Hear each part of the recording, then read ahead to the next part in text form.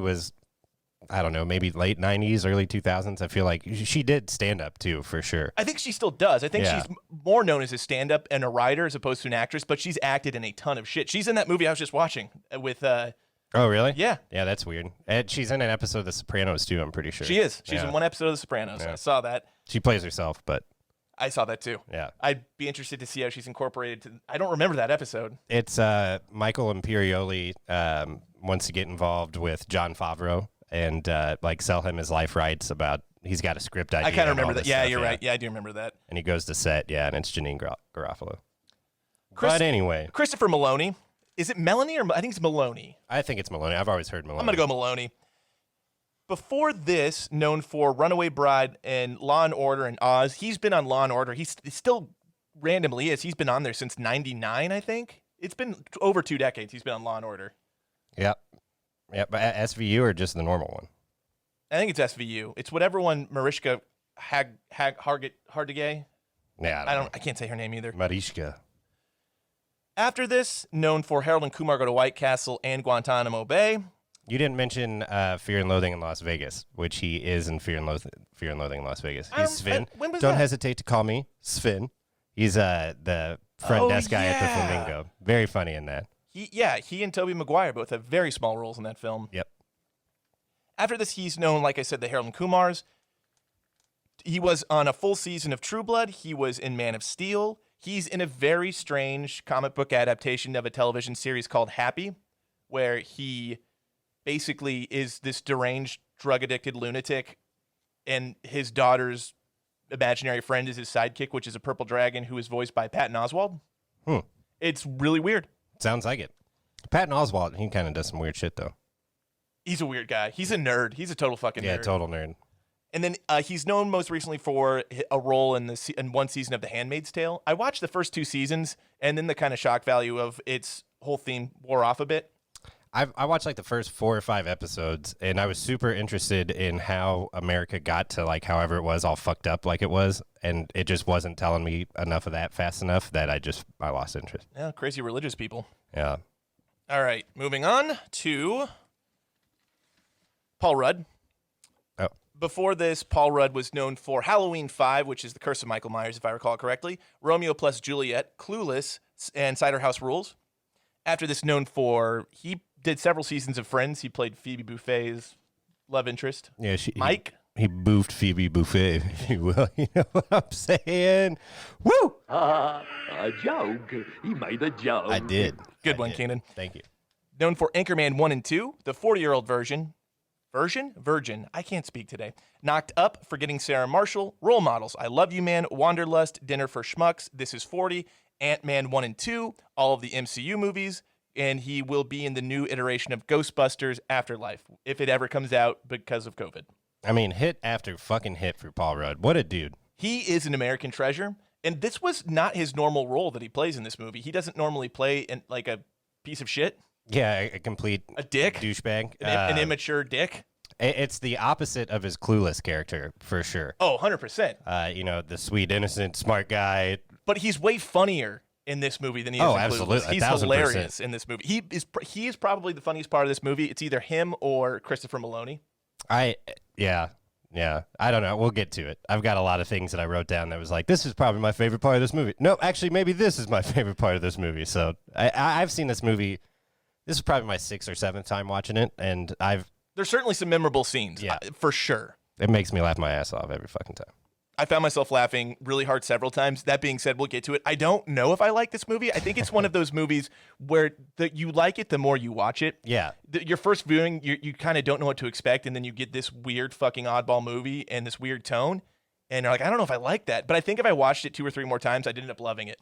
Yeah, once you know kind of, because, the first time you watch it. It took me the first third of the movie to really to understand the established tone. I just didn't. I was like, what? What's with this strange dialogue? What the fuck is happening? The established tone, too, is just ridiculousness. Like, it's one of the most ridiculous movies ever. But we'll get to it. Michael Showalter. Before this, did not recognize anything he had done. After this, he's known for the Michael Showalter Show, the Wet Hot American series, Wet Hot American Summer TV series, both of them. And then he also directed, most recently, that Kumail Nanjiani movie, The Big Sick. Oh, he directed that? He directed it. Shit, I didn't know that. Yeah. I thought Kumail did because I know Kumail and his wife. Kumail wrote it. Yeah. Yeah, but I don't think Kumail's a director. Michael Showalter, the director of this, David Wayne, and then Michael Ian Black, who's one of the counselors, did a show back in the day on Comedy Central called Stella.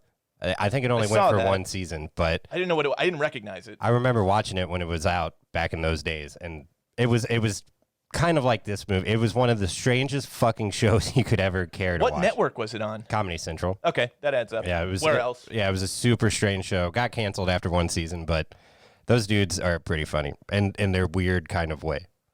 All right, moving on to net worths. We will go. Chains. We'll go in reverse order, and we will start with Showalter. Buck Showalter.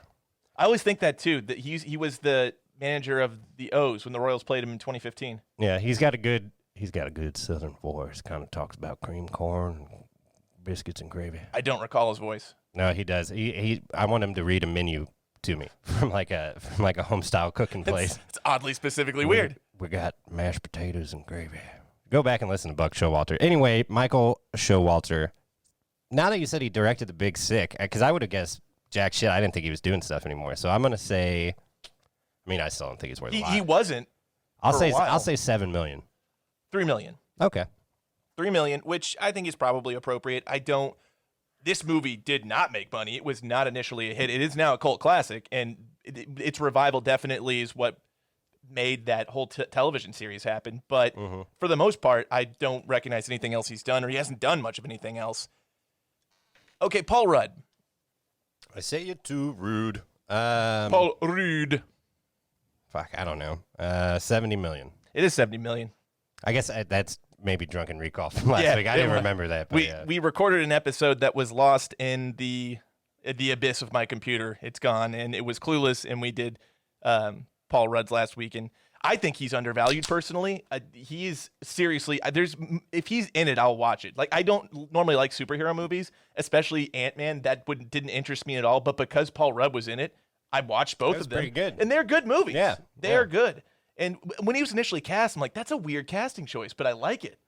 Yeah, well, and I don't know anything. I don't know shit about the Ant-Man comics, but I'm guessing that he's kind of, maybe one of those Paul Ruddy type guys. I don't fucking know, but he was perfect in it.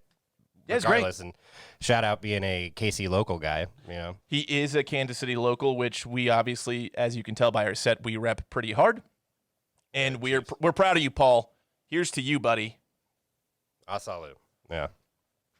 Chiefs and Royals won the World Series and Super Bowl. He's like, party at my mom's house. Quick sidebar here.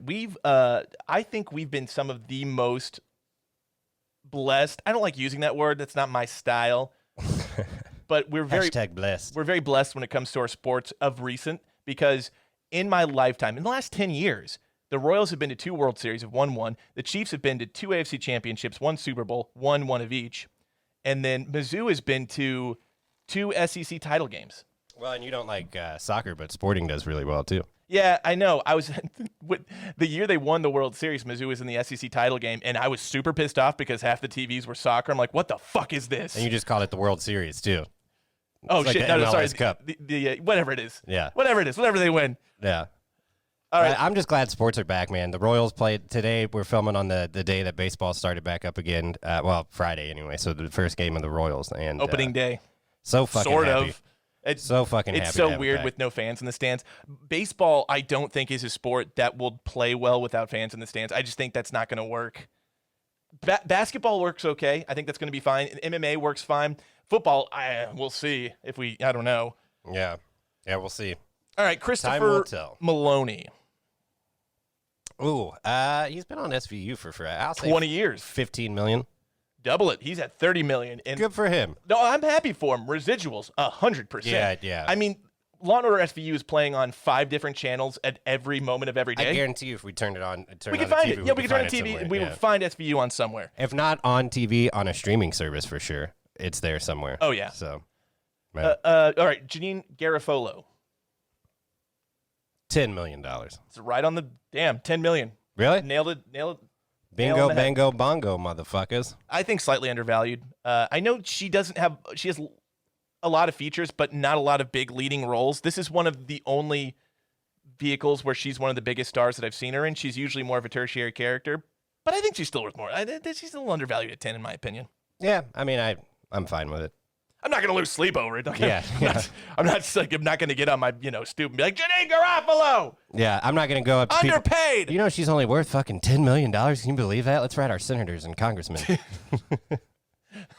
Let's write Harvey Weinstein. Oh, let's not do that. If we're going to start a campaign, I'm going to bring it back up again. If we're starting a campaign, it's to bring Randy Quaid back to the country. Yes. Nothing to do with this movie.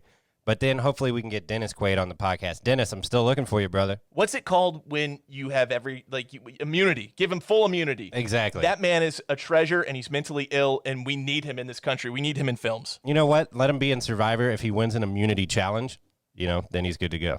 That'll be a joke for our Survivor fans out there. I don't like Survivor. It's not for me. No, well. All Anyway. right, moving on. Time for specs and deets. Specs and deets. This runtime on this film was 96 minutes. It's pretty good. That's fine. Yeah. Budget was $5 million. It opened at $17,000. $17,000? Yeah. When I read $17,000? When I first read it, I was like, 17 million. Holy shit, this movie made so much money. And they're like, oh no, 17K. Wow. And it ended up grossing both globally and domestically together $295,000. Damn. Not even a mil, huh? No. This movie lost a truckload of money. It did, but then later on, they all ended up getting fucking paid from Netflix, I'm sure. So good for them. Whatever.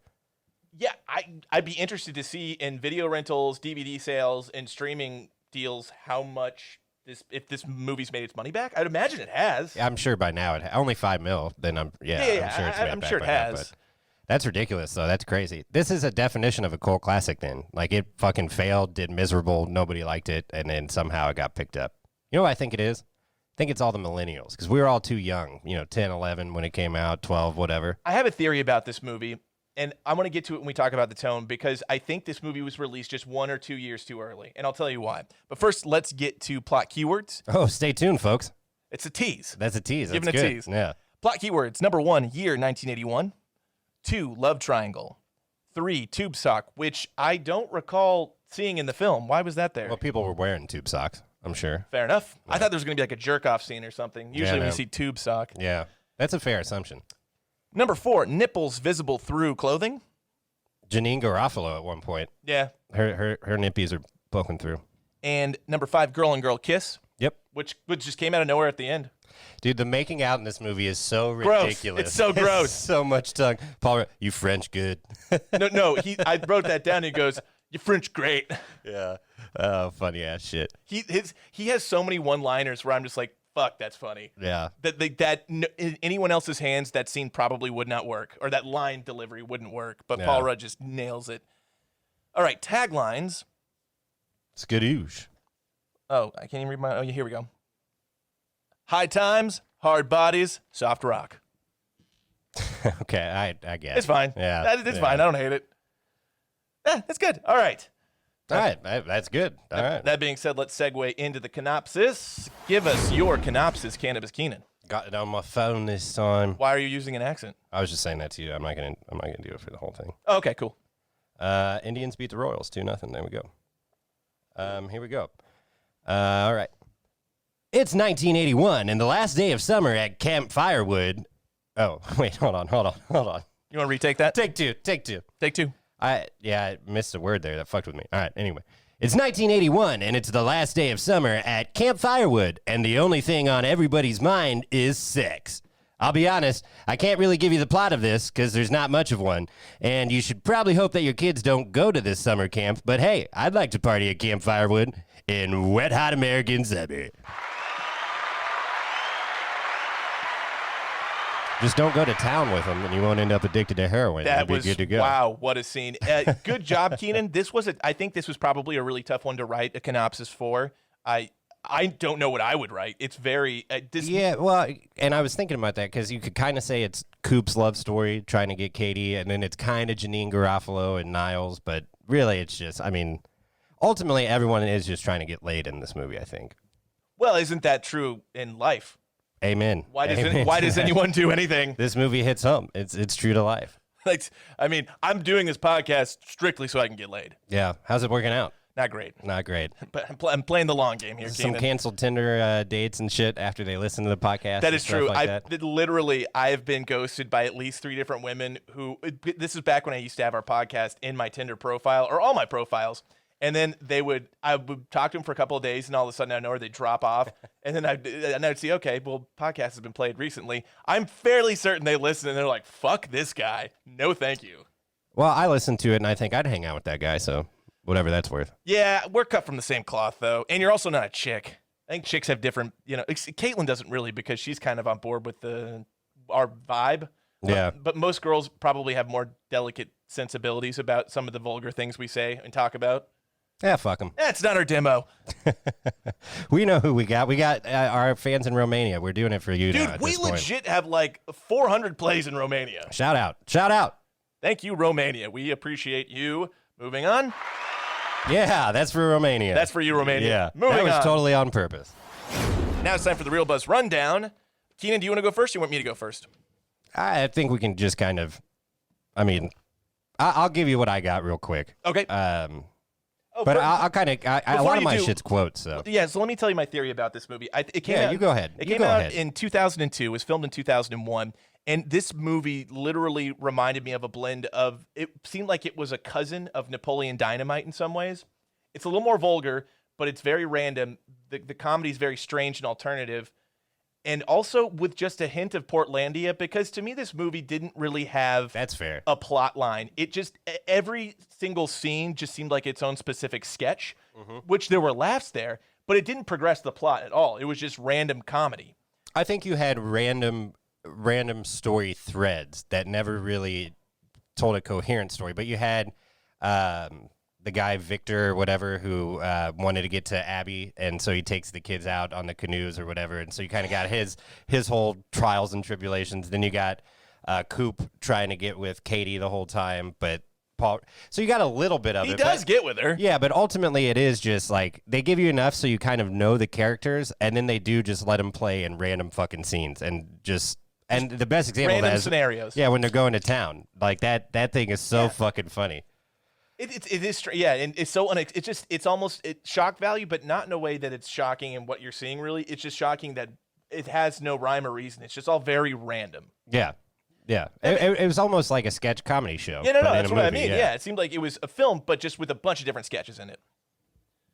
Yeah, but good stuff. Yeah, no, I enjoyed it. I think it's a funny movie. Yeah. Yeah, why don't you go ahead and just give us your stuff? Because Okay. this is the first time you've seen it.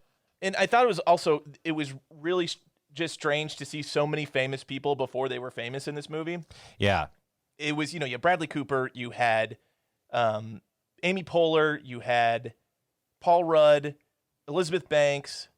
I mean, just so many people who they had done nothing. I mean, not much at least. And now they're all, mega superstars. So what's the name of the guy? Showalter. The funny, ironic thing about Showalter is he identified all of this talent, but he never really came into his own. It's almost like, I would imagine he's probably one of those people that, like, maybe if you're in the know, like Hollywood people know, like, he's a funny guy, I would try to get with him or something, but he's never made it to the mainstream. no, That's for sure. until The Big Sick. That movie was mainstream, but for the most part, between this and then the Wet Hot American Summer Netflix series and then The Big Sick, nothing. Yeah. He tried a couple of things that didn't work out. It's just ironic that he identified so much young talent and used it in his first feature. He didn't direct it, but he wrote it and produced it. Well, one of the things I noticed is when the movie started up, the very first person in the credits that it shows was the casting director. And I was like, oh, well, that's appropriate because this fucking casting director nailed it.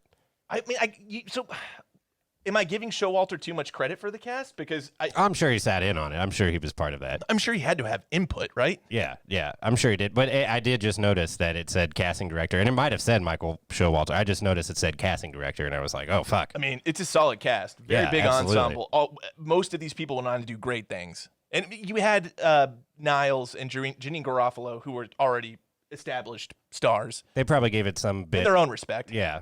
They gave it some bit of credibility, maybe. Not that they were huge fucking stars or anything like that. but- Janine Garofalo was. Yeah, It she was still probably, is. I guess, maybe the biggest one at that time. Now Bradley Yeah. Cooper. Oh, yeah. You could make the argument for Paul Rudd. You really could. You could too. You could make the argument for Amy Poehler, maybe too. Yeah, they're all they're all different kinds of movie stars too. Yeah. I think they're all equally as big in their own way. Like Bradley Cooper has his lane, Paul Rudd has his, and Poehler definitely has hers. Both of them in Marvel movies. That Yeah. might spoil Tipsy Trivia You later did. on. That's all right though. That's all right. I would have known that I one. thought I was going to get you at that because people forget that Bradley Cooper's Rocket. Yeah, Rocket people Raccoon. Forget that. Yeah. Well, spoiler alert for later on. Yeah, you'll get that one right. That was the hardest question too, so you're going to get this one pretty Oh, easy. shit. Okay. So you had Ken Marino, A.D. Miles, and Joe Latruglio. So Yeah, Jolo Trigulio or whatever. yeah, I can't say his fucking name. Those all Awesome. awesome. See, he's in all of the movies that Showalter's a part of, or this director's a part of, because this director directed that movie. Oh, really? Yeah, he directed Role Models. Oh, yeah. There you go. And he was in Superbad, too. Yeah. But I think that's Apatow, isn't it? Yeah, Superbad, maybe. Apatow produced it. I don't know who directed it. Yeah. But anyway, yeah, that guy's funny. And Ken Marino, that's the guy that plays Victor, right? Yes. Yeah, he was in, I don't know if you ever saw Party Down. For sure. Yeah, so that's my touchstone to him. This I always think director he's real directed funny. like 6 or 7 episodes of Party Down. That makes sense then. Yeah. Yeah. Shout out to that guy. He was one Wayne? of the people. Something Wayne. I said it David earlier. Wayne. David I Wayne. think, Yeah. He was Victor's whole plot thing was one of the things I wrote down that was like, this might be my favorite fucking part of the movie, but I don't know. There's so many. He is really funny. And then Joe, whatever his name is, awesome. That guy. Yeah. Just another the scene between him and Ken in the car in the van where they're just going back and forth about his virginity. He just goes, "You're a fucking loser, man. Yeah. You're a fucking loser." Yeah. No, you're the stallion, man. You've had sex with like 50, 60 girls, so 50, you 60 know, chicks. whatever. It's, like, It's more like 0. it's closer to 0. You're a fucking loser, bro. Yeah. That was good stuff. It was funny. And then when he's like with the kids, after Victor's already left, and the kids are like, "I want Victor here." He's like, "Yeah, I do too." He just fucking gets out. He's like, "Wait right here," and just gets out and takes the motorcycle. I thought that shit was great. And they were just shoving kids out of the van at one point. Oh, a couple different times. Yeah. That was usually Paul Rudd though, because Paul Rudd fucked up. He let 2 kids drown pretty much. And then, No, not pretty much. hey, my swimming partner's missing. If he doesn't come back, I'm gonna say you let him drown or whatever. I was busy. Yeah. Where are we going? To a top secret pizza party. Oh, great. I love pizza. Yeah, well, he throws him out of the fucking van.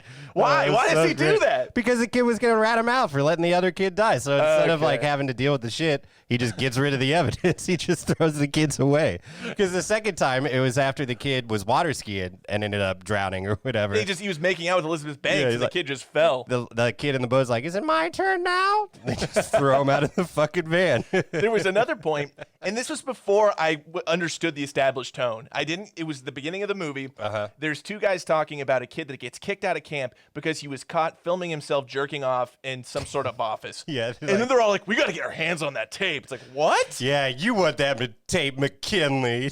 Yeah, and it's just, oh, yeah. I didn't think about that. Yeah. So these people these are grown men wanting to find a tape of a kid masturbating. Well, just the one guy wanted it. No, the other guy did too. They high-fived over it. Oh, yeah, I guess so. I don't know. Yeah, but that kind of sets the tone of the movie right fucking away. I didn't. This was before I got okay, this is just random comedy and strange tone. And I was like, what the fuck? Yeah, if you go into this watching it thinking that it's like a I had normal no movie. idea. No, yeah, it's not. It is not at all. Yeah.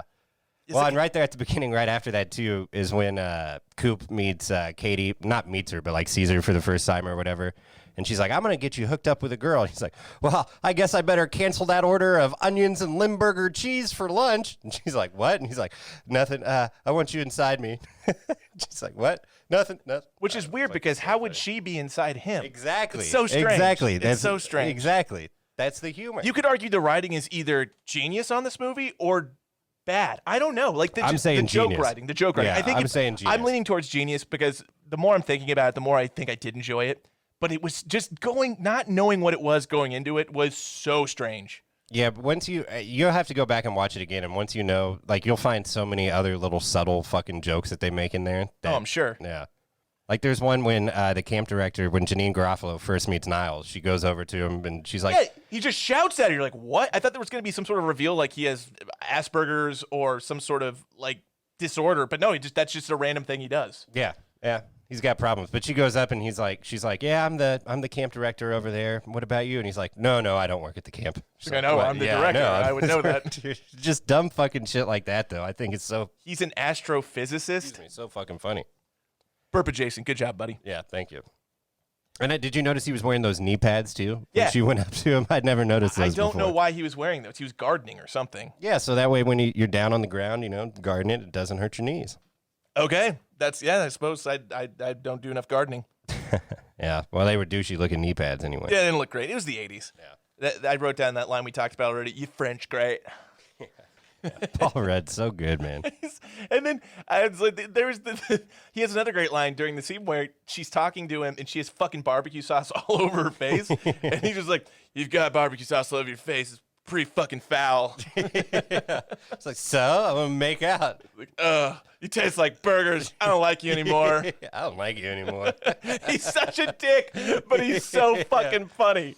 For my money, it doesn't. I mean, I'm gonna say this several times, but one of the best parts of the movie is when he's sitting there, he finishes up his breakfast or whatever, and he's the only one in the cafeteria. He just swipes the fucking plate off and it falls on the ground. Janine Garofalo sees him, she's like, "Hey, you gotta pick that up." I will later, but I'm kind of busy. I got right something now. to do. Yeah. And then he's just fucking flailing around as he's throwing his little tantrum. Yeah. Oh, so good. What does Brendan Gleeson say? Yeah, he was throwing a. Yeah. And I do it without you throwing a moody like a 5-year-old who's dropped all their sweets. Yeah, he threw a moody about picking up all the plate and whatever food was thrown on the floor. But Yeah. and again, it's so random. Why does he do that? He's just eating there by himself, and he fucking flings his plate. Just to be a douchebag, just because he's just a douchebag character. Yeah, that's true. You're right. It's that simple. And while I said douchebags, there's a line too there at the beginning of the movie with the kid, the little nerdy kid or whatever. Yeah. Alexa, you're quite the druid because you've cast a love spell on me. And she's like, get out of here, douchebag. Douchebags are hygienic products, so I take that as a compliment. Thank you very much. Yeah, that kid's fucked. Shout out to that kid. Yeah, I wonder what he's doing kind of now. funny. He's an actor, though. He's not really probably like that. Yeah. So when they're going out, and again, the tone was established, but I was still kind of getting my feet wet with this movie. When they go to town, and then they go. That's when, yeah. If you don't know, then that's when it really goes off the fucking rails. It starts. Hey, Hitting look Lil out! Rob Look up out there. for Pinata Rob. Jesus Murphy. Oh. So it starts out that they come out of a store like a pharmacy or something. And Wait, but even before that, the chick, right before they go to town, the one chick comes up to her, the blonde lady that's just kind of there at random yeah. time. She wants lube Yeah, she's like, my husband's coming. I need some lube. for my pussy. Pussy. It's just like, whoa. Okay, that's great. And they get to town and they come out. It's like they got 2 6-pack of beers. I'm like, oh, they're gonna have a few beers. I get it. And then the next thing I know, they're in a back alley buying a kilo of blow from some random guy. Stealing an old lady's purse. Yeah. And then they're in a crack house shooting up heroin, all passed out. The way it escalates, and it's just such like a fun It song goes from playing the whole 0 time to too. 60 in 3.5 seconds. And as soon as they get back to town, they're like, "Oh, how was town? Oh, it's always great to get to town, even if just for an hour." Even if just for an hour. Oh, so good.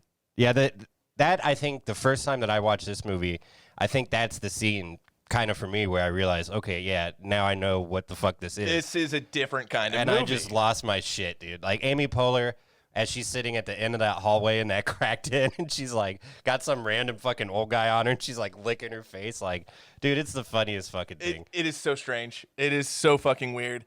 Yeah. Yeah, starts them smoking cigarettes, then they're drinking that's right. beer, They start with then cigarettes, they're then smoking beer. weed, and then it's they're just blowing. Then they're doing coke. Yeah. And then they're shooting heroin. yeah, It's so, robbing old ladies. so fucking insane. They go through like the whole progression of an addict. Yeah, in an hour. Yeah. Yeah. The next thing I wrote down is that Abby chick is a real slut. Oh yeah. I mean- snooze you lose, bro. And there's some strange scenes with some kids in this movie that are really odd. Like, Yeah. So when Molly Shannon's getting married to an 11-year-old at the end of the movie, that's a little weird. Yeah. And then also when slutty Abby's making out with one of the 11-year-olds at one point. With the little fat kid. Yeah. Yeah. What do they call him? Moose chunk. I don't Moose, know. it was Yeah, Moose, it was something Moose. like that. Yeah. Yeah. She was a huge whore. Abby Bernstein. or whatever. Yeah. I don't want to be judgmental, but she definitely fucked a lot of dudes. I think the stick of gum thing was funny though. Oh, that's so strange. You got a stick of gum. He's like, oh, I thought you never asked. This was when Vic, and then she grabs Vic by the dick and like lifts him up. So Oh, this, that's so this, funny. this is established that asking for a stick of gum essentially means she wants to make out with you. Right. Yeah. Yeah. Yeah. And then the one dude, the cook guy, he's the nerdy guy in Role Models, which I guess Yeah, makes no, sense as I now was too. going to If say, David Wayne. I had his name written down. It's 80 miles. 80 miles. 80 miles. Yeah. Really funny. Kind of cool to see him not be that spastic nerd type dude. Like, he's almost the cool guy in this. Yeah, movie. He's one of the cool guys anyway. They'll come around later. We're going to be telling stories around the campfire. Yeah, he's real funny in that. He's just taking. I remember one scene. He's just taking a shit in a bucket in the middle of the woods, and Paul Rudd walks by, and this is Role Models, and he just goes, "Hey there, Peter, what are you doing?" He was also on a show called Dog Bites Man. That was also a random Comedy Central show. I've heard of that, but I've never Had seen. Galifianakis in it too, believe it or not.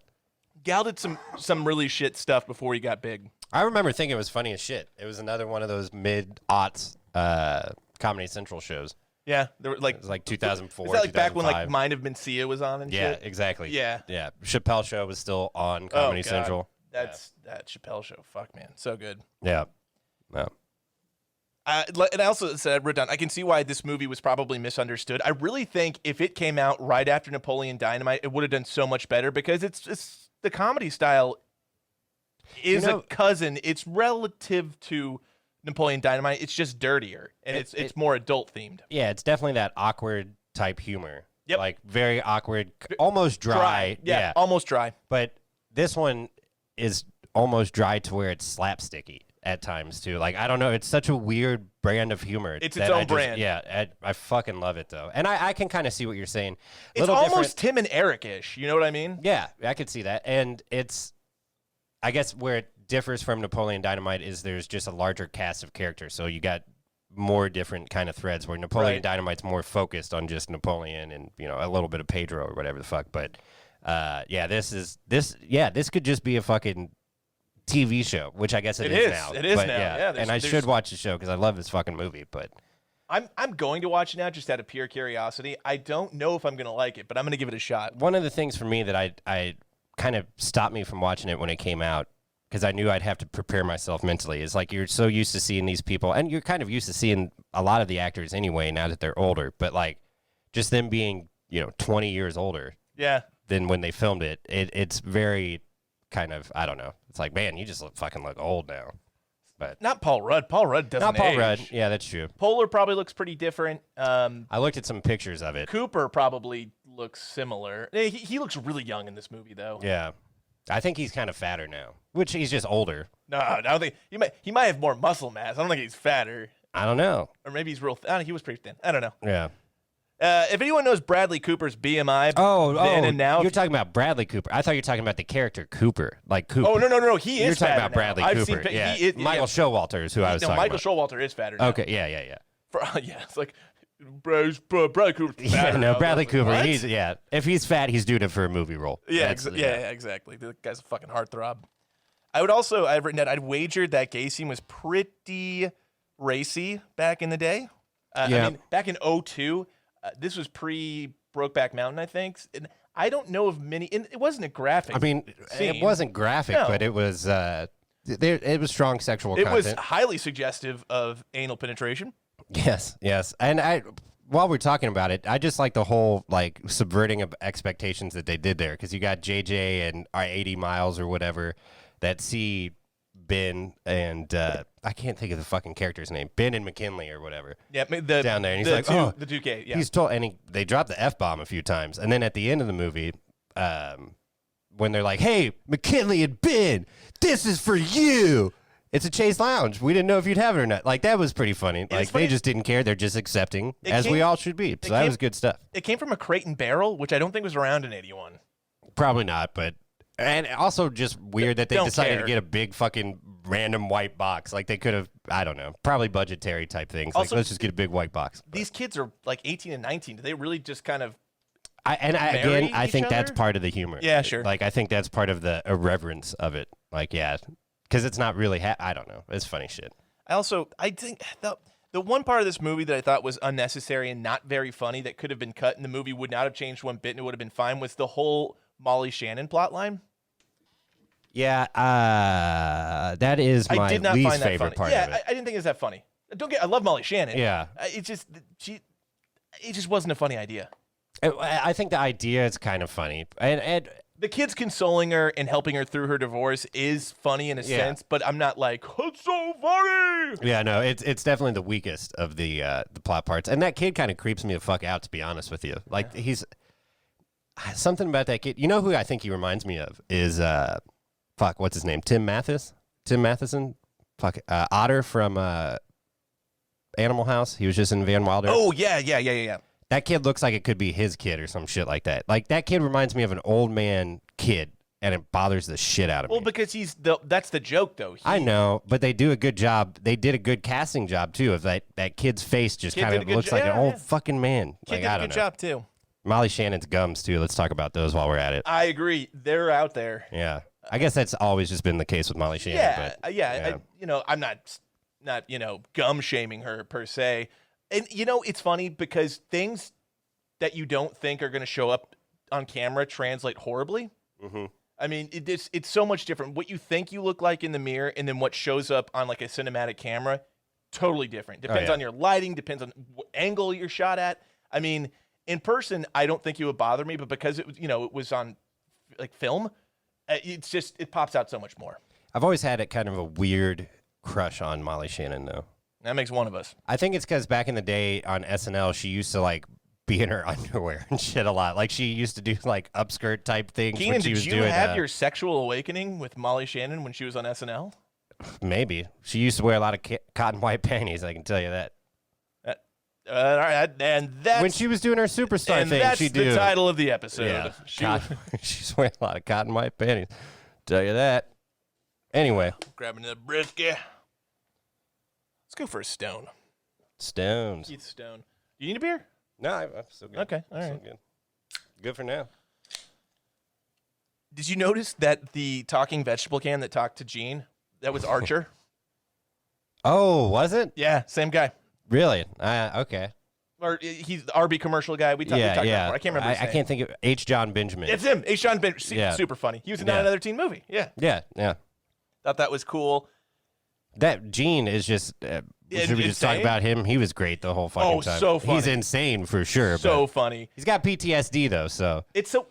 Growing up, what I saw from Christopher Maloney was always Law and Order. So in the first... I hadn't seen this yet. The first weird role I saw him in was Harold and Kumar, where he played that weird tow truck boily guy. Yeah, I heard everything he said. Holy shit, dude, just had glass of water, fuck my wife. And he's so... strange in that movie, and it's not a role I'd ever seen him. I'm like, wow, Christopher Maloney's got some range. And then I see him in this, and he's fucking funny. Yeah, and he's great, and his little part as Finn in Fear and Loathing. Look up that scene sometime. I'm gonna have to rewatch that. It's when he's checking in to the hotel, the Flamingo or whatever. It's like the second half of the movie. It's been so many years since I've seen that movie. Just Google Christopher Maloney, Fear and Loathing. It's a 30-second clip. It's really fucking funny. But yeah, he's good, and he's hilarious as shit in this. We did the cold open line, but then he also had the fondle. I'm going to go fondle my sweaters. What, do you think you're going to fondle your sweaters? I said I'm going to have fondue with cheddar. I'm going to make some fondue with cheddar. And then something I'm going to go rub mud on my butt or something like that. Yeah, and the can convinces him that he needs to be himself and just say what he wants to say. He's like, sometimes I like to hump refrigerators. Yeah. And everyone claps for him as he's humping that fridge at the end. So, I'm going to get to that next.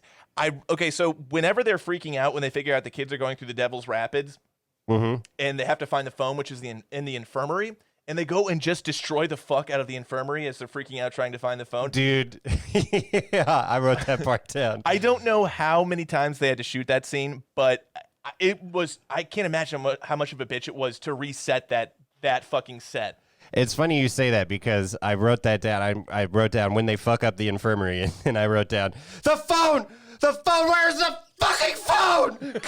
Janine Garofalo just loses her shit. She dials it up in that scene. She really does. Yeah, and then my next note was this movie had to have been a ton of fucking fun to make, though. Because they just running in that room and just freaking the fuck out on everything. Yeah. I feel like all these people were friends before and like knew each other, and that's why they work well together. Because the chemistry... I can see that, yeah. The odd tone that's required in the chemistry they have, it works well. Like, these people work well together. Yeah. 1000%. Okay. I don't remember the name of the character, but Showalter's alter ego who hosted the talent show. I wrote it down. So funny. Alan. So fucking funny. Alan Shepard. And the way that he's telling the worst fucking jokes, but everyone is It's losing their hilariously mind. laughing. Yeah, like again, just the weird fucking humor in this. I'm so old. Jesus Christ was my fucking counselor. Yeah. Man, this guy, you know him from Arts and Crafts, or as we called it, Arts and Farts and Crafts. It's just such hacky humor, Yeah. but his execution is so fun. It's so funny, and then everyone's hilariously laughing. Yeah. And one little thing he says that I say at least once a month. I'm so old. When I was at this camp, it was the Stone Age. I mean, it was the Ice Age. I'm just kidding. It really was the Stone Age. But one of the things that I always say, because they do the day by day, and the fact that Amy Poehler's like, this. just for the record, everything fucking sucks. They're going to be pieces of shit. No, They it's say- just for the record, these campers suck fucking dick. Yeah, then they get up there. It's pretty good, and everyone's jiving along, and then they get the booze. But then Alan Shepard at the end, he goes, if there's one Broadway ditty that touches my heart, it's that one day bidet. I think day bidet. Day bidet. Just like the bidet. I think it's wouldn't. funny. I'm not sure I would have gotten that joke if it wasn't in the subtitles because they wrote bidet. Yeah. But it is yeah. funny. Day bidet. He's just an old Jew. Yeah. And when you first saw him come up there, did you think that it was Coop playing a character? Yeah. But then later on, Coop comes in, so it shows that no, I guess it is just a different fucking guy. Oh no. I thought you were asking me, did I realize it was the same actor? Yeah. No. I always thought that was supposed to be its own character. The first time I saw it, I thought that it was That just Coop- something that Coop Yeah. did. Like, yeah. So when he comes in and he's all fucking 80s montage badass at that time, it's kind of funny to Where- like, oh, Alan Shepard is just his own guy. and that's when Gene teaches him the new way. Which is another funny fucking montage. It's a really good montage. Yeah. Higher and higher. So good. Oh, yeah. I already talked about the weird scenes with kids. Oh, here's the last thing I have.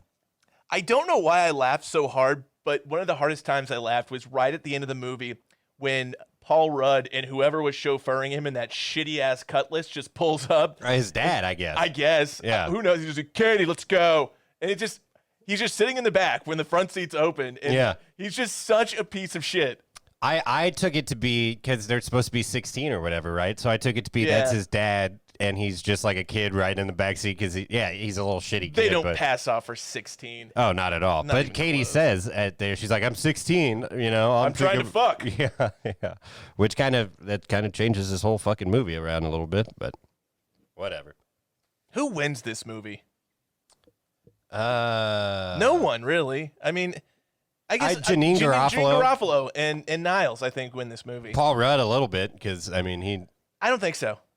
he starts, he doesn't win, I guess. He just, no character development. He's right where he is at the Do you start with love the beginning. Katie? Not really. Yeah. Nah, she's hot, though. Fuck you. You should do the right thing and let me date her. It's like, fuck no. She's hot. Yeah. Yeah. Do you so. need a break? I need to plug my laptop in real quick. Oh, go do it. Or Yeah. it's going to die. 2 seconds. 2 seconds.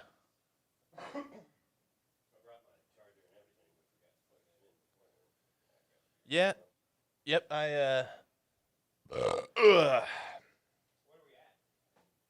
48 minutes. Do you have much? Not much left. I got a few quotes and shit. That's cool. Yeah, you go through that. Is it cool if I just take a piss right now, too? Sure. Or is that going to fuck with editing? No. I just have to. I can't stop it. I have to keep it running because I want the audio and video to be the same size of file. It's easier when you are syncing them together. All right, I'll be right back. Oh, set break.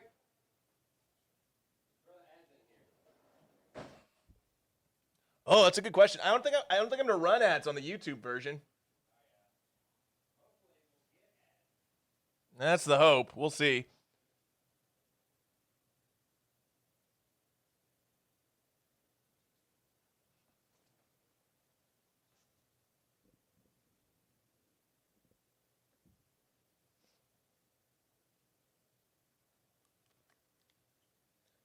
All right, yeah. UP. After UP, I'm gonna pee. After UP, I'm gonna pee. IUP. mean, I don't know. Did you flush or not? Yeah. Okay. Too late. I'm like, not too late. If you haven't flushed, you go back and flush.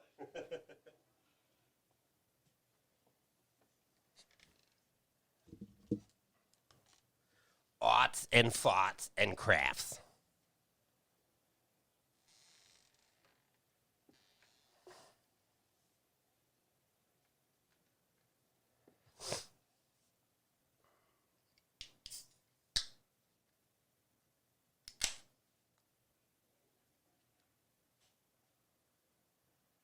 With the real buzz dudes. Oh, I'm pitting the fuck out of this shirt. Jesus Christ. Oh, geez. It's just the right tone of gray to pit the fuck out of this Yeah. thing. All right. So we'll start back here. Give it a second. Okay, Keenan, let's move on to you. Try it Thank again. you. Retake Thank you. it. Retake it. Thank you. I do that all the fucking times. All right, that's all that I had. Keenan, let's hear your thoughts on this film. All right. As I'm actually starting to look at these, I think I've said pretty much most of them, but I'll just reiterate again that I think this is probably 6th or 7th time I've seen this movie, 5th to 7th, somewhere in there. But I fucking love it. I Do you think find this you movie's enjoy hilarious. it the more you watch it? Yes. Okay. Definitely the more I watch it, I feel like I'm picking up on more little subtle things every single time I Sure. watch it. And there's just so much, like, I'm such a fan of dad jokes, and not that there's a lot of dad jokes necessarily in here. I don't but remember any. No, but there's just so much awkward and dry humor that I just fucking love it. I don't know. This movie fits my tone. It fits my style. You know what I'm saying? It revs your engine. It revs my engine. Like I really like it. The Victor storyline, Abby Bernstein. I need to get back to Abby Bernstein. And how he like the whole little, I guess, chase between him and Joe Lowe Trigulio. Like as he starts running, and Another weird scene. The hay bale in the middle. Slow-mo hops over the hay bale. Yeah, and then it's just such an obvious fucking stunt double on the motorcycle, which clearly they were just doing on purpose. I thought that was great. And then those same two guys, when they go back and they're like, all right, Victor, you got to go save the kids. And somehow they're just right fucking there by the canyon or Devil's Fall cliffs or whatever. And they purposely don't. They just cut to Jolo's reaction. Jolo's reaction. You don't see anything of what he does to save them. Yeah, and shout out to Jolo there, too. That's good. He's like, oh, yeah. Oh, you did it. Oh, my. Like, that's good stuff. Yeah. He's clearly acting at nothing at that point, so that's good stuff. But then, again, Gene, his whole thing, every time he's on the scene fucking makes me laugh, so I don't know. Maybe he's my favorite part of this movie, but then again, Paul Rudd. So Rudd's my good. favorite part. Gene is a close he's Yeah. what makes he's the funniest part of the movie. I'm just writing in my journal. Yeah, Well, I don't even get that joke. Yeah, I don't either. He's just so fucking stupid, I guess, that But it starts with a J. I know it doesn't make any fucking sense. But it's funny. I mean, it made me laugh. Right, and my girl, guess y'all smarter than me and stuff. I or write my whatever. thoughts in my journal every day. Yeah, so fucking good. And we've kind of mentioned him, I guess, but the fatter guy with longer hair, I think his character name is JJ. He's yeah, I think that's right. So, I know you're talking You know who I'm about. talking Yeah, about. Yeah. Shout out to that guy, because I almost think that he could almost be the through line through the movie. He's definitely not the main character, but he's in pretty much every fucking little thing that happens. Even when it's like the softball thing, he's like, we got another anonymous team of campers from the other camp, and they're evil for no reason. And the kids are like, sounds like pretty well-trodden territory, but fucking JJ's there in that scene, too. He's the bat boy. And that was pretty funny, too, where they're like, we just cancel it, I guess. While we're on that topic, something I forgot to bring up. The fucking kid who is talking into a microphone that's plugged into nothing like he's doing a radio show, whom they shower rape. And by that, I mean they force him to take a shower, not that they rape him in the shower. Right. Make that clear. It's not one of those jokes where you're just like, it doesn't really fit, but I guess that's kind of the theme. Like the jokes aren't supposed to. That's why they're the funny. The shower part? No, the part where he's just talking into a microphone like he's on a radio show that's plugged into nothing. Right. Well, because the first like 30, 40 minutes of the movie, it's a lot of him narrating. But then after they show that it's plugged into nothing, it's very little of him talking. Because at that point, there's no really... I kind of appreciated how they did that, but I did write that down, actually, that note about that. It's kind of the most fucked up thing that they did in the movie. Maybe not because they let some kids drown and shit like that. Yeah, the but kid's drowning is probably the most fucked up. they let this kid just sit in a room by himself all fucking summer, not shower, and just talk to a wall, essentially. Well, these aren't good counselors. Yeah, no, absolutely They're not not. really good people, to be honest. Yeah, no. But I did, like, that's fucked up. Poor kid. You can still catch me next summer on Jewish school radio. That shit I like how funny. they never fully addressed that it was like a sleepaway camp for Jewish people, but they just kept dropping hints, like when Janine Garofalo's listing That's up all true, the Jewish yeah. names. When Showalter's on the phone telling his parents about Katie, and she's like, she could be. She's got a big nose. That's true, yeah. It is kind of subtly in there. They That's never funny. say it's a Jewish camp. They just drop little hints that it is. Yeah. That's true. See, picking up on more shit that I had never even picked up on before. Yeah. But yeah, so let's see here. Seriously, Paul Rudd throwing off the plate off the table. I mean, so fucking good. So Should have good. won an Oscar for that. Okay, all right, here's an example of something else that I'd caught on this viewing that I had never seen before. I guess it's when Janine Garofalo is giving them, like, here's what you guys have to do for the day and all that shit. All the camp counselors are sitting there.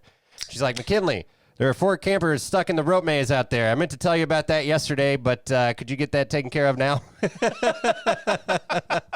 It's just so fucking stupid. So subtle, too. Like, you could miss that if you're not paying attention, but... Jareen, yeah, the beers are Janine. starting to kick Yeah, in. the Janine beers are Garofalo kicking in, bro. has great comedic timing, just in general.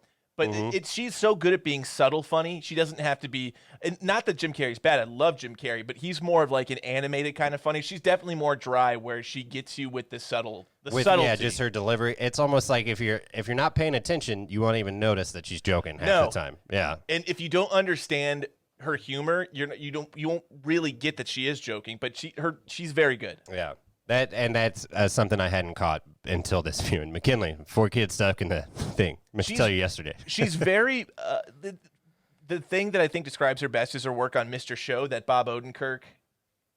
Have you ever seen Mr. Show? No, but I'm familiar with it. Yeah, so that's her style of humor completely. Mm-hmm.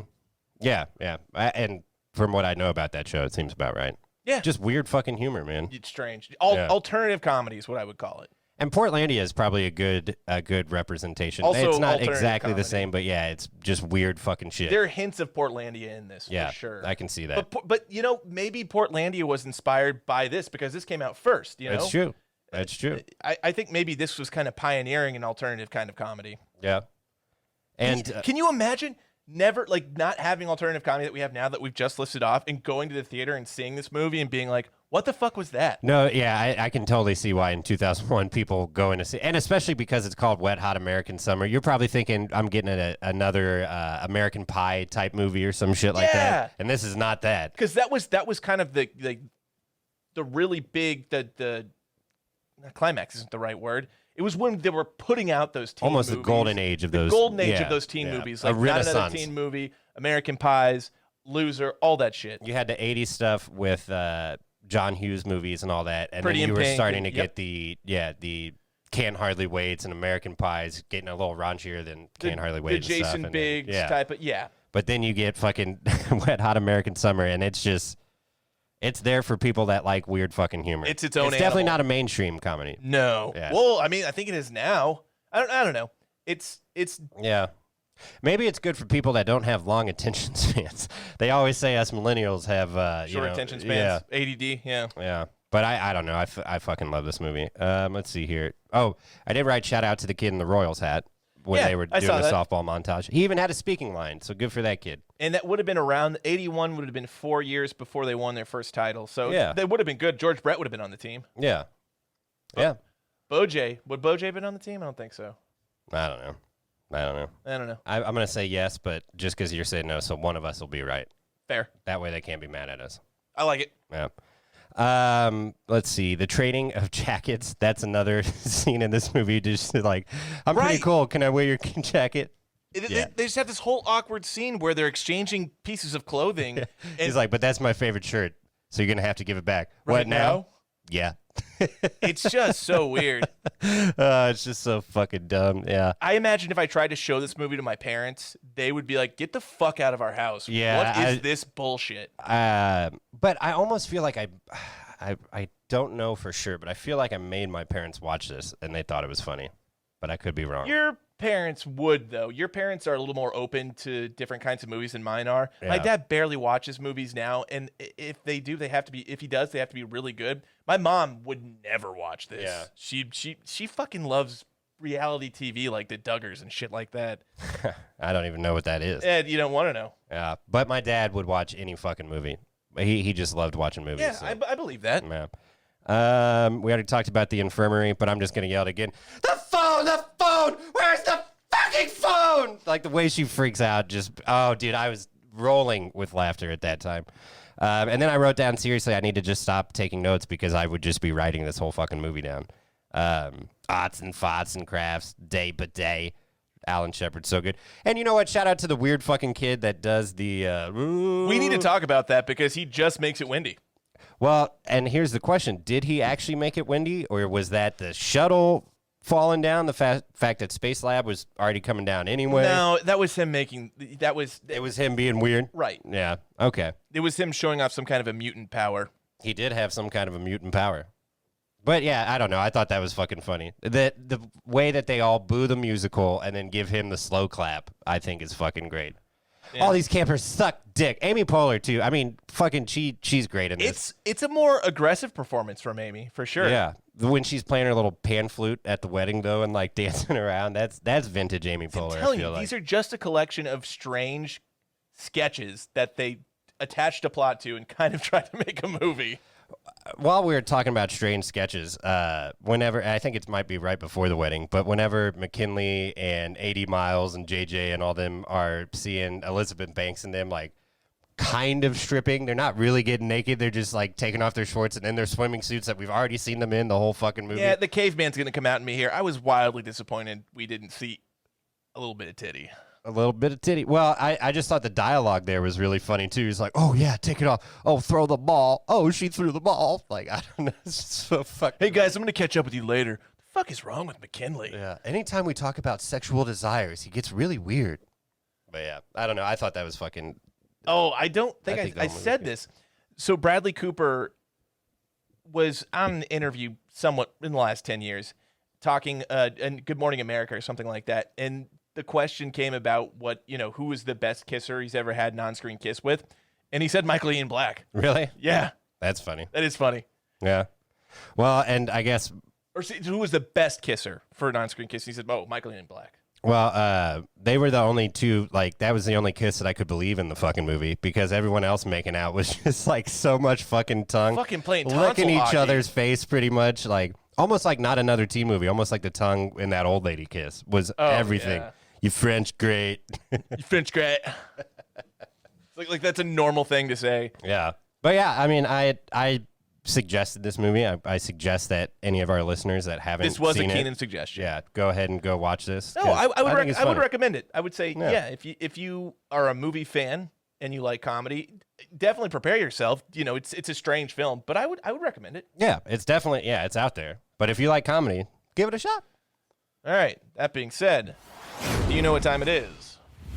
It's time for Tipsy Trivia. All right. That's where it goes. That's where it goes. A little between where I press and where you press. Or maybe it's just two urinal Two farts. Yeah. Two farts, yeah. That sound identical. Adi. Okay, so this is the portion of the podcast where we have 5 trivia-based questions from the film. If Keenan gets 3 of the 5 correct, I have to shotgun and he doesn't. If he gets less than 3 correct, he has to shotgun and I don't. But inevitably, we will all end up shotgunning. Let's start with number 1. Nummer eins. So this is the one we talked about earlier. Other than Paul Rudd, which other actor in this movie plays a character in the MCU? Bradley Cooper. Bonus point, he's Rocket Raccoon from the Guardians of the Galaxy movie. Yeah, that's correct. Boom, shakalaka. Number 2, true, false. The theme song from this film, Show Me the Fever, is an originally written song for the film.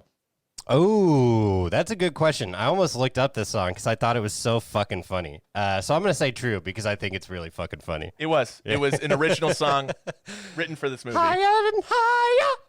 Or fever, whatever he said. I dying laughing. And they play it twice. Yeah. Dude, yeah. And I think it might be in the background of some things just at a lower level. I don't know. I heard it more than twice, I think. Yeah, it's definitely during the montage, and then I think it's definitely at the end, too, when he's doing the thing. But anyway. True or false, this was Bradley Cooper's film debut. Oh. We didn't do him. I'm going to say true. It is true. It's his first All right. film. Really? Yep. So, yeah, shit. This is, fuck. Yeah, definitely he hadn't done anything before this. Over under 22. How many of the 28 days of filming did it rain? Ooh. They shot this film in 28 days. That's crazy. Well, there is a shot in there. I almost wrote it down for continuity because I never find continuity things. Like, Right. if you look up at it. There's a shot, I think it's when he's going in, Coop's going in, and Katie and Paul Rudd are like kind of crying with each other or whatever, and he thinks that they're breaking up. And clearly it's raining out behind him. Yeah. And then he walks out and It's not. I'll say over, just based on that. It is correct. Over 23. Are you going to sweep? Am I gonna sweep? You got two more. Just one more, right? Oh, yeah, just one more. Watch out, Just one more. bros. Okay. And I didn't even look it online, Calvin. Fuck you. I looked at it online. True or false? Paul Rudd did this movie pro bono. Ooh, that's tough. True. I kind of fucked you here. Undetermined. He said in an interview the budget was so low he doesn't remember if he ever got a check or not. Okay. We'll take that as undetermined. Undetermined. I didn't give you that option, but it's one of those Rob fucks you questions. That's fine. I was good enough anyway, so fuck it. Oh. I'm not even mad at it. I ain't mad at you. Should I shotgun now? Drinking Buddies. Who's your drinking buddy for this film? Should we shotgun? Oh, fuck. God damn it, every time. Let's just do it right now while we're Yeah, thinking yeah, about it. I'm in. I got my keys. Cool. I'm going to take my headphones off for it, though. Yeah, it's probably not a bad I idea. got beer right here. I got keys, like I said. Can I get some llaves from you, bro? Llaves. Huevos. Is huevos eggs?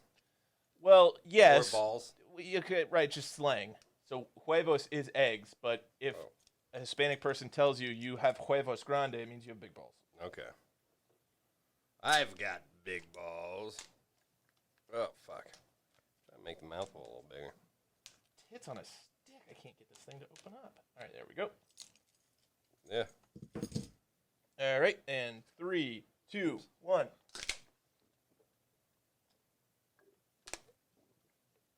Oh, my goodness. Ugh.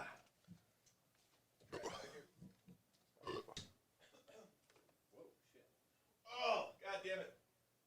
You know when you like drink something too quickly and it like stretches your esophagus out? Oh, I did that and it hurts.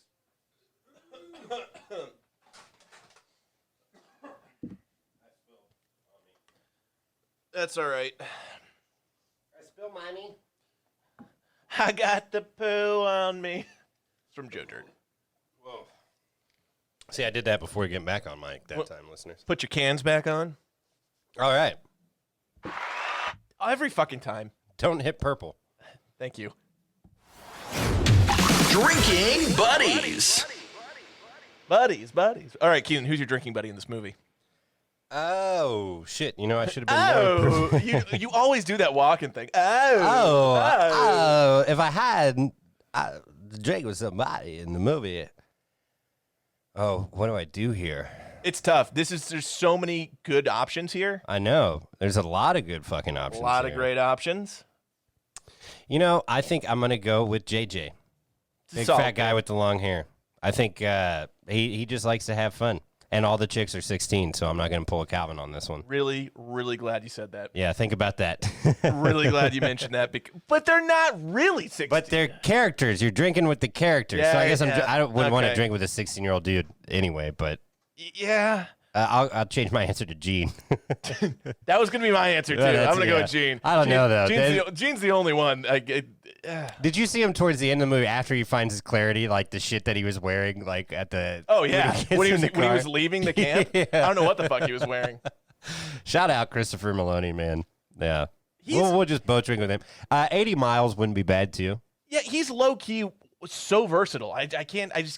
can't stop saying that. You see him on SVU for 20 years, you think, oh, he's kind of that's his shtick. No, he's a pretty he has range. See, for me, it was almost more weird to see him on SVU because I had thought about him as Sven from Fear and Loathing, and then as Gene from this movie. So seeing him do something serious was like, fuck, he can do serious work? Yeah. That's crazy to me. All right. Oh. Rotten Tomatoes over under. Oh, I don't know these. I will set the critics at a 40%. Under. Under. It was they gave this movie a 36%. I'm surprised it was even that high. Based on the Well, I was thinking I guess the gross that they made. Yeah. All right, I'm going to set the audience at a 75%. I hope it's over. 76. Good. 76%. IMDb is I don't know. 6.9. 6.6. 6.6? 6.6. I would give it personally Yeah, your Reels Buzz ranking. an 8. I'm going to give it a 7.3. That's fair. 7.2, 7.3. That both sounds good. Yeah. I'm giving it a solid 8. I think it's funny. It's one of those movies that if it's on, I'll definitely stop and watch it no matter where it's at. Not like that I see it on a lot, but It's one of those movies, if I see it on and it's the right part, I'll watch that part. I probably won't watch all of it. it is one that you could just kind of jump in and jump out, though. You don't need to watch it. Well, yeah, 'cause there's not a lot of plot. Yeah. I could watch that scene of them going to town and laugh my ass off every day of my life. That is such a short scene, but I think it's probably the best scene in the movie. Yeah. And it starts with, hey, I need to get some lube for my pussy. And then ends with, even if only for an hour. It's such a strange thing to say. It's like, well, that's what lube, duh. It's Well, like, she could have been her butthole. okay, doesn't matter. Either way, TMI. Irrelevant. TMI. It's like saying, I need gasoline for my car. I got some spermicidal lube. These aren't dried up old chicks. You need spermicidal lube. Spermicidal lube. These chicks are good to go. Oh, fuck. All right, so thank you for listening to another edition of Real Buzz Takes. We're the Real Buzz crew. Keenan, take us out. Into the feeling higher and higher. We are the Real Buzz Crew, and we review the best of the worst for you. I'm going to go fondle my sweaters.